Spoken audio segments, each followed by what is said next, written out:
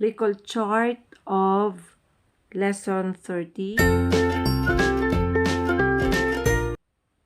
Brief forms, derivatives, and phrases. Difficult, envelope, progress, satisfy, satisfactory, request, under. Wish, success, state, particular, probable, regular.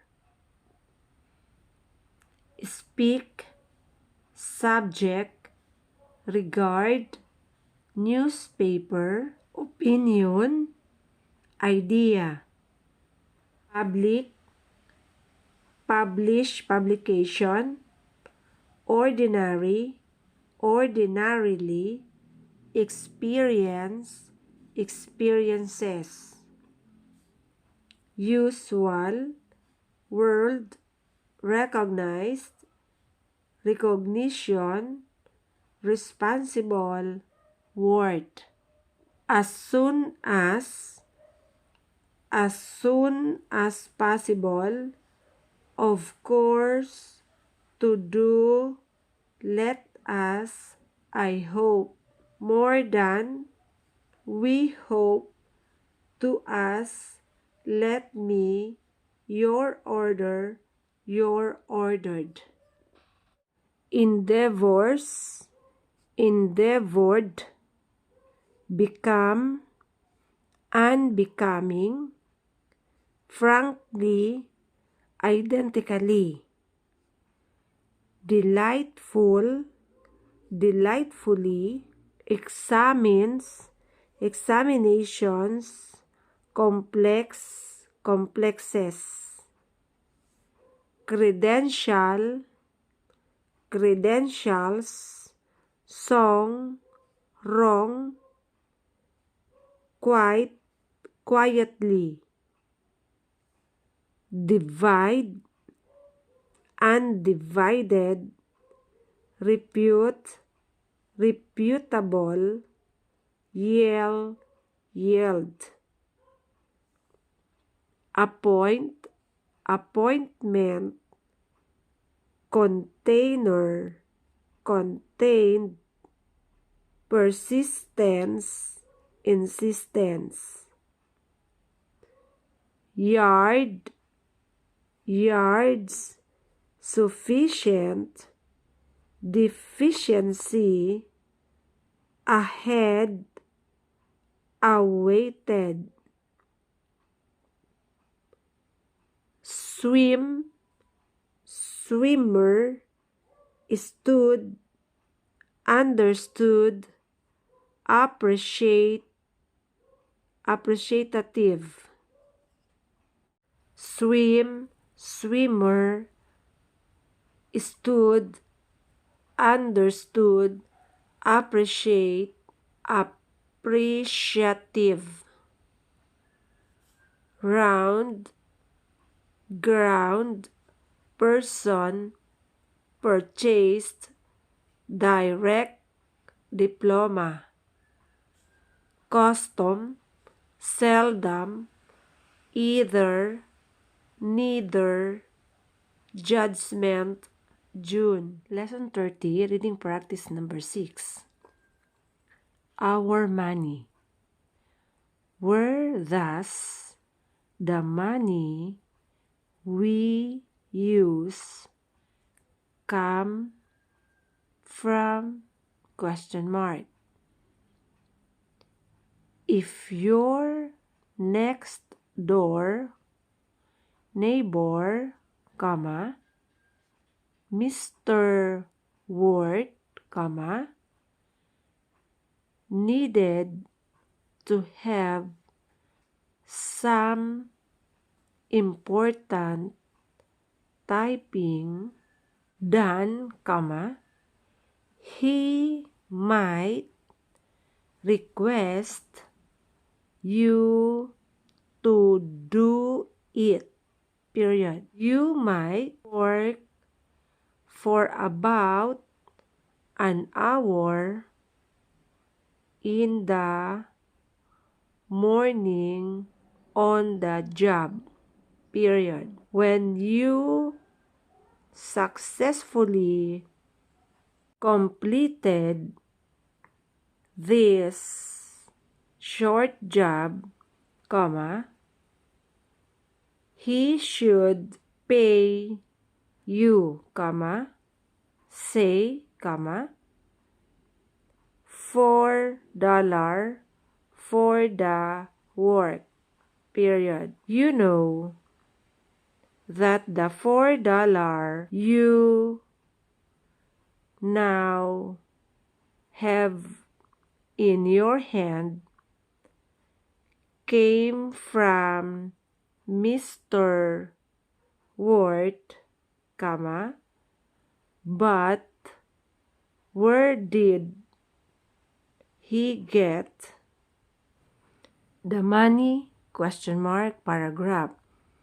Mr. Worth works for the World Publishing Company and is responsible for public relations in that company, and the $4 he paid you was part of the money he receives for his services to that progressive, comma, efficient business organization, period.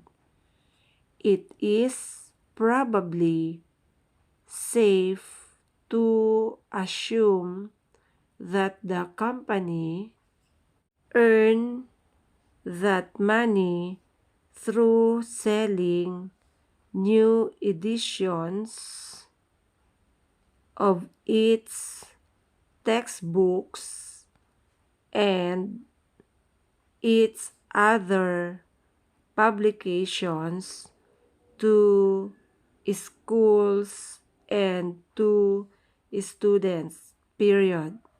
And where did they get the money prior to that? Question mark. We could go on asking this difficult question endlessly as the money passes from one hand to another, period. Yet, we know that every single dollar bill must have been created by somebody, and there must have been a person who received it from the first time, paragraph. If we were to trace a particular $10 note back through enough exchanges, comma, we would very quickly find, comma, in our opinion, comma, that it came from a commercial bank, period.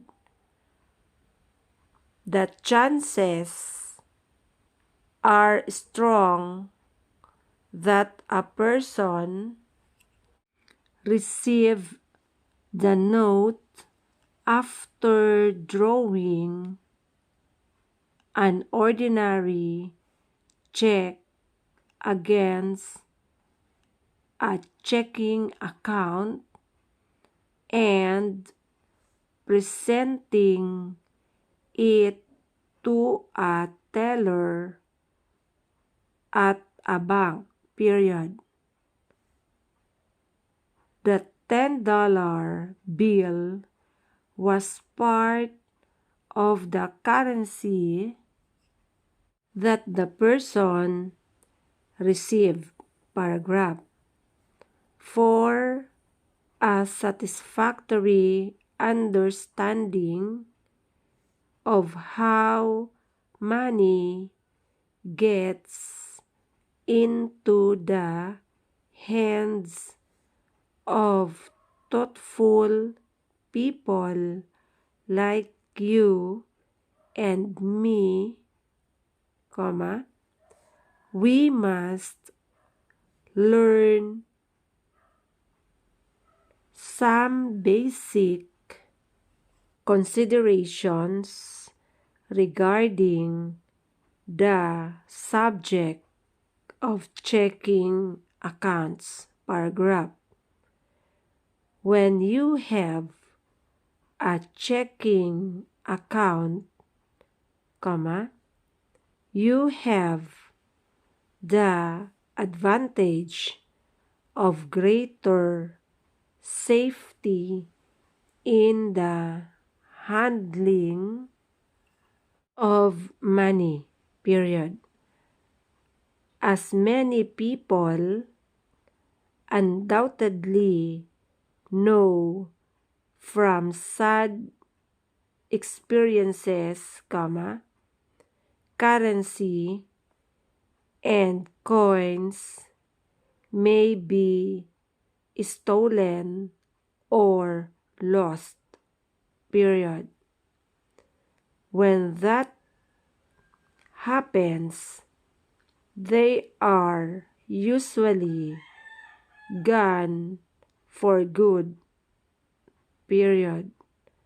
On the other hand, if you lose a blank check, comma, no damage has been done because no one but you can withdraw money from your account, paragraph. A regular checking account makes it easy to take care of most payments, period.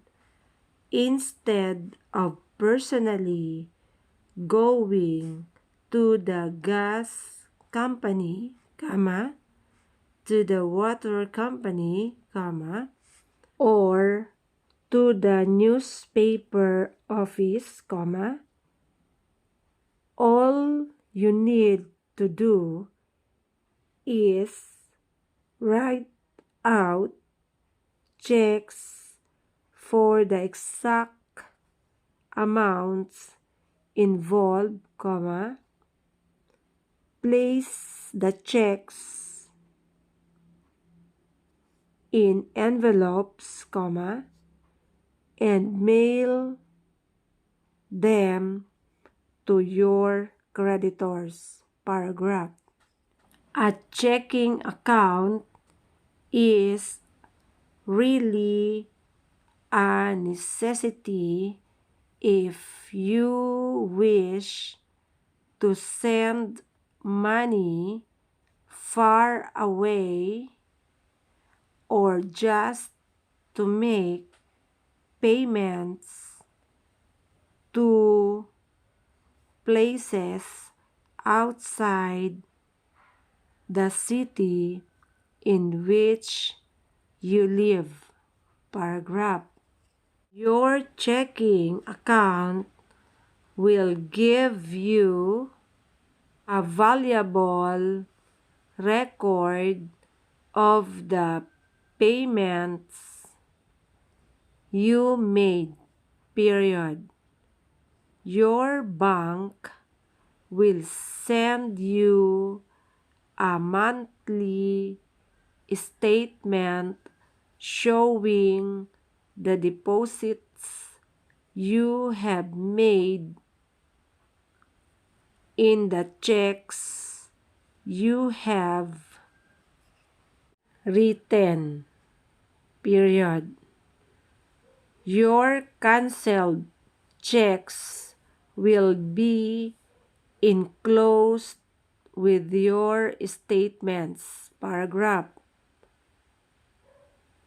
An even more practical advantage of a checking account